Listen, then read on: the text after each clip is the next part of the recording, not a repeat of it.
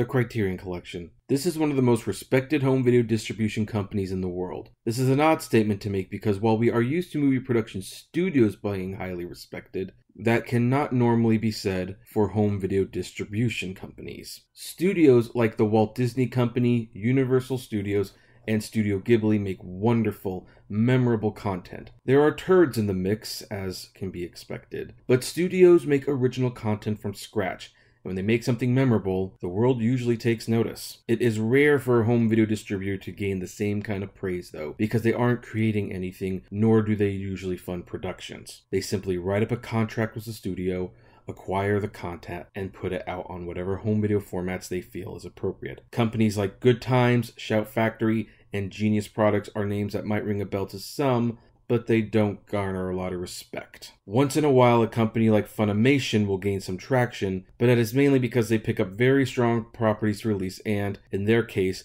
they produce brand new English dubs for foreign properties that normally were not made with an American audience in mind. So, for all intents and purposes, Funimation goes above and beyond where they are a studio that specializes in home video distribution. The reason I mention Funimation is that they are a company that started out by selling videos for Chuck E. Cheese and managed to become one of the leading anime distributors in America, and did so with a combination of licensing existing content while giving that content new localization that would be enticing to audiences not already familiar with it. By all accounts, Criterion doesn't even do this much. They simply license movies and sell them to film aficionados. For most companies in situation, their name would not even be a blimp on most moviegoers' minds. Yet the company is not only widely in demand with the products they make, it is a company that demands respect from critics, actors, directors, and even studio heads themselves who have praised the Criterion Collection as one of the most essential companies in home video distribution. So much so that for their 900th release,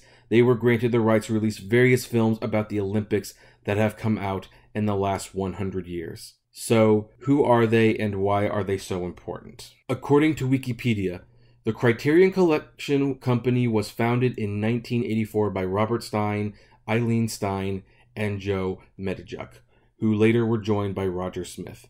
In 1985, the Steins, William Becker, and Jonathan B. Turrell founded the Voyager Company to publish educational multimedia CD-ROMs between 1989 to 2000, during which time the Criterion Collection became a subordinate division of the Voyager Company. So that is a basic intro to what the Criterion Collection is, but their influence on how people watch movies cannot be understated. While they did release foreign and independent films on VHS, they became immensely important to the days of Laserdisc, where they introduced several features that would become commonplace even with major studios in the later years. They were one of the first companies to really letterbox their home video releases, bringing widescreen home for millions of people. Their releases were some of the first to include commentary tracks and other special features. They introduced the concept for special editions and multi-disc sets. These are all things studios were absolutely not interested in until Criterion showed that it could be profitable on a small scale, thus paving the way for it to become profitable on a major scale.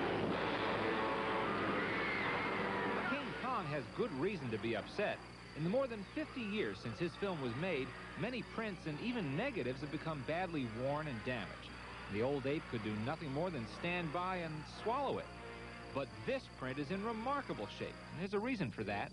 Thanks to a Los Angeles-based company called Criterion, King Kong of the 30s has found his way onto Laserdisc of the 80s.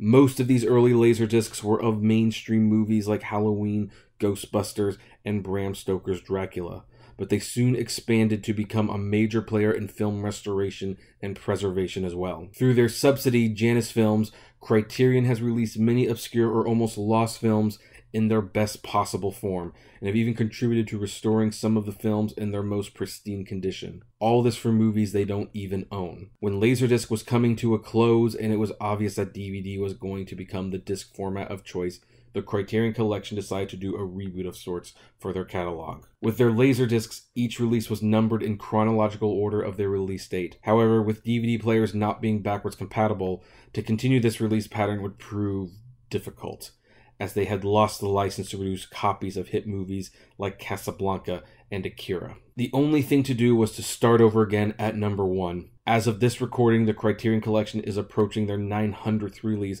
of what has been a very successful and critically acclaimed series, and that isn't even accounting for their side products like the Eclipse series. By all accounts, the Criterion Collection is one of the most successful home video releases of all time, and the movies are chosen with love and care. And yet, for as loved as the series is, no one has dared to discuss it in detail. No one has dared to look at every release and really examine the true depth of what makes this collection worth owning, even though the prospect of getting them all is a very tall order indeed. And I have to admit that might be one of the reasons it has never really been attempted on a massive scale. However, it has been on my bucket list to thoroughly discuss this series in either written or oral form, and I think it is time I finally do this. I think it is finally time to explore these films, see how they hold up as films, discuss the release of the product, and maybe even question why Criterion chose to release these specific titles in the first place. I want to go over everything from the movie to the packaging to the rarity of the disc,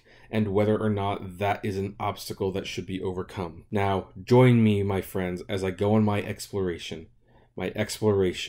of the Criterion Collection.